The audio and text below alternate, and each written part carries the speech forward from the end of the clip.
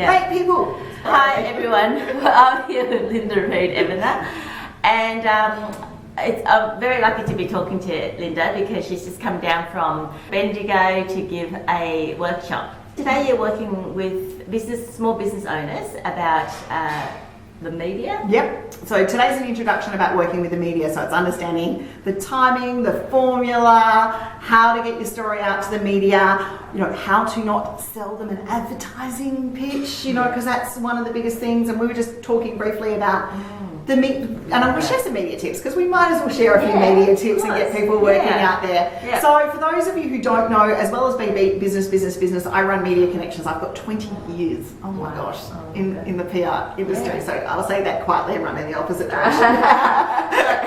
So when you're saying media, are you talking about hard copy, like magazines? Hard copy, newspapers, TV, podcasts. Media's grown in the 20 years that I've been working in it. We used to send things on fax machines and all of that. But do people, is it still relevant, the hard copy? Absolutely. But it depends on where you are.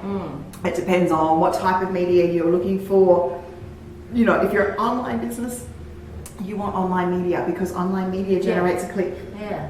And you've got the link and you've got all of that sort of stuff. Yeah. But your paper, you're being seen on the project, or Today Tonight if you're a WA-based business, or the news, it all adds up and it all helps the story grow. And we're losing earrings. The joys of moving around and talking a lot, guys, while you're doing things. Hey, but this is real life. This is what it is like. It happens when you're so animated. Media tip number 1: wear earrings that stay in when you're doing an interview. So the thing about we're working with it is, yes, it is still relevant because what you understand is those publications have Facebook pages, they have Instagram accounts, they have YouTube channels, they have all those areas out there. Yep, they have to, and it's part of the news diversification. And you'll see even with Facebook's agreement, they're now getting news channels to publish content that is particularly unique to Facebook and unique to their areas and that expertise. So just because, people say, oh, print media is dead. Print media is not dead. Print media is just evolving. And it's doing a whole heap of things, just the same as TV and all of those news channels are. You get your news on demand now. You can listen to it whenever you want. So that's not saying your news story on the news is actually dead. Your news story on the news now has a hell of a lot more potential to be listened to than at 6 p.m. at night when the news went to air. So it's got some really good stuff out there for you. But the key things about working with the media and the tips I'd love to provide your guys with today is particularly think ahead of time. So the media actually works 90 to 120 days ahead of time. So if you want to pitch your Valentine's Day stories, which we're at Valentine's Day now, too late. You want to pitch your Mother's Day stories, get them out quickly. That's where you are. You need to be thinking ahead of time to make sure that those publications can run your stories. Now, there will still be some daily media that will react on Valentine's Day because we need to. And our news cycle, because of the bushfires, because of our lovely politicians this morning deciding to have a spill, has changed, and we need to evolve and move with that and be a little bit more flexible. So there will be some last minute daily media going, oh man, we're meant to run stuff on Valentine's Day too. Insert it in. Yeah, insert it in. So bear that in mind, that the news cycle will change.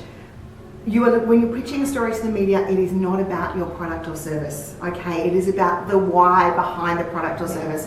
What does it change? What does it need? What the story behind your business journey? It is the story. It is the newsworthy angle. Something that pulls on the heartstrings. Exactly. Human interest angles, pulling on the heartstrings is all really good. The why behind it is the key factor though. So, you might mention your product or you might mention your book as part of that journey, but it's a last minute street cred ad, not the whole thing. Because if say your press release, we've written a book, and say your press release is, my book is awesome, it's really, really great, because I wrote it, it's a sales pitch.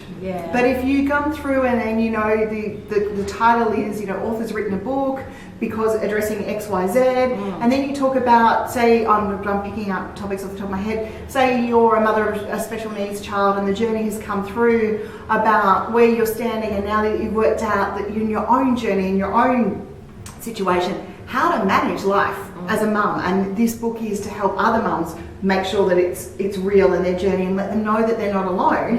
Same thing. So that's what the media are wanting, is that human interest angle, not your sales pitch. People buy the why, not the what. Exactly. Exactly.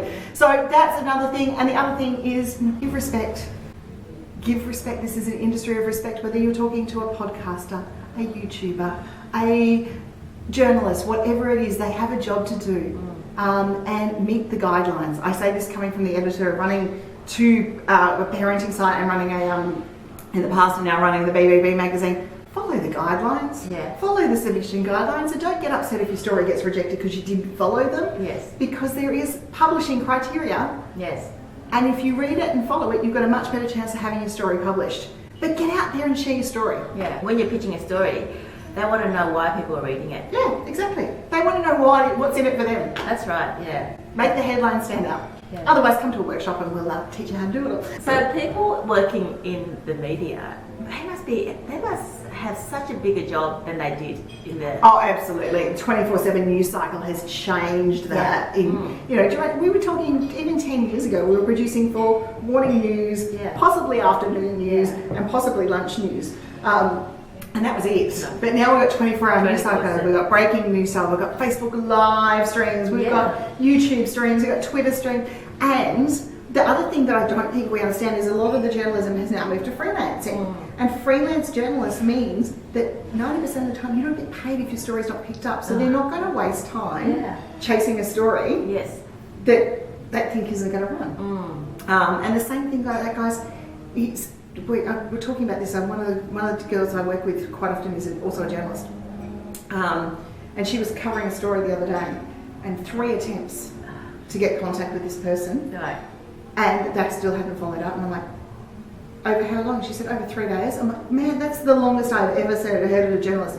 If you're looking at running your story, you need to respond quickly or they will move to the next source. I was just speaking to my daughter yesterday about marketing, how it's changed. She's only a teenager, but by the time she graduates, there will be jobs that we don't even know about. Exactly.